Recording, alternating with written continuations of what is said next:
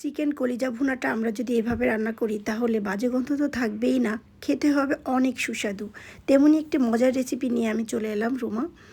তো আমি প্রথমে তেলের ভিতর বেশি করে দিয়ে দিচ্ছি রসুন বাটা, পেঁয়াজ বাটা, আর দিয়ে দিলাম আদা, জিরের গুঁড়ো, লবণ, তেজপাতা, দিয়ে দিচ্ছি সমস্ত প্রকার গরম মশলা। এগুলো দিয়ে আমি ভালো করে কষিয়ে নেব। তারপর দিয়ে দিচ্ছি সামান্য লাল মরিচের গুঁড়ো। দেখতেই পাচ্ছেন খুব ভালো করে কষিয়ে তারপর আমি দিয়ে দিলাম কলিজা।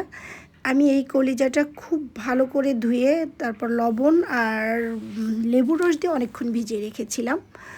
তো সেটাই আমি এখন ভালোভাবে কষিয়ে তারপর আমি ঢাকনা দিয়ে দিলাম। বেশ কিছুক্ষণ ঢাকনা দেওয়ার পরে আমি দিয়ে দিলাম কাঁচামরিচ। কাঁচামরিচটা দিয়ে খুব ভালোভাবে কষাতে হবে। তারপর আমি আবারও ঢেকে দিচ্ছি। যেহেতু আমি এটা দেশি চিকেনের কলিজা রান্না করছি, সেহেতু আমার একটু সময় নিয়েই এটা কষাতে হবে। তো খুব ভালোভাবে একদম নেড়ে চেড়ে যে কলিজার গায়ে যে পানিটা আছে এটি দিয়েই আমি বেশ কিছুক্ষণ কষাবো। তো দেখতেই পাচ্ছেন কত সুন্দর একটা কালার এখনই আসছে। আর কলিজার যে একটা বাজে গন্ধ আসে সেই কারণে অনেকেই খেতে চায় না।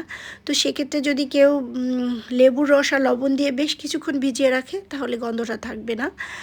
তো দেখতে পাচ্ছেন আমি প্রায় 1 কাপ পরিমাণ পেঁয়াজ আর বেশ কিছুটা রসুন কুচি করে রেখেছিলাম, এটা দিয়ে দিলাম। এই পেঁয়াজ আর রসুনটা আলাদা সুন্দর একটা ফ্লেভার অ্যাড হবে এতে, এবং এতে কিন্তু এই কলিজাটার স্বাদ আরও বাড়িয়ে দেবে এবং খুব ভালো লাগবে। আর এটা যে আমি তো আগেই পেঁয়াজ আর রসুন দিয়েছিলাম, তারপর আমি আবার দিয়ে দিলাম এই কারণে যে এটারও একটু সুন্দর ফ্লেভার আসবে। আমি আবারও কিছুক্ষণের জন্য ঢেকে দিচ্ছি। তো ঢাকনাটা তুলে দেখতেই পাচ্ছেন আসলে দেশি কলিজা একটু সময় লাগে সিদ্ধ হতে। তো আমি যখন এই কলিজাটা আলাদা করে কেনা না, যখন অনেক মুরগি নিয়ে আসা হয় বাসায়, তখন আমি এগুলাকে আলাদা করে ফেলে এগুলাকে আমি একদিন সুন্দরভাবে এভাবেই মাখো মাখো করে রান্না করি। আর এটা কিন্তু খুব মজা লাগে খেতে, যদি রান্নার প্রসেসিংটা ঠিক হয় তাহলে খুব ভালো লাগে। তো এ পর্যায়ে আমি একটু পানি দিয়ে দিচ্ছি, কারণ আরেকটু সিদ্ধ হওয়া লাগবে। আর এটা যত সুন্দরভাবে রান্নাটা হবে আর ততই টেস্টি হবে।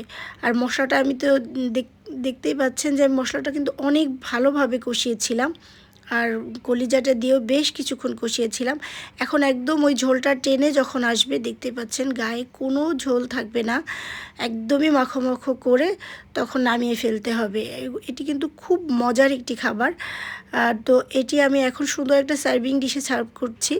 এটি কিন্তু একদম রুটি, পরোটা, ভাত যে কোনো কিছুর সাথে খুব সুন্দরভাবে যায় এবং খুব মজার একটি খাবার। Thanks for watching. আল্লাহ হাফেজ।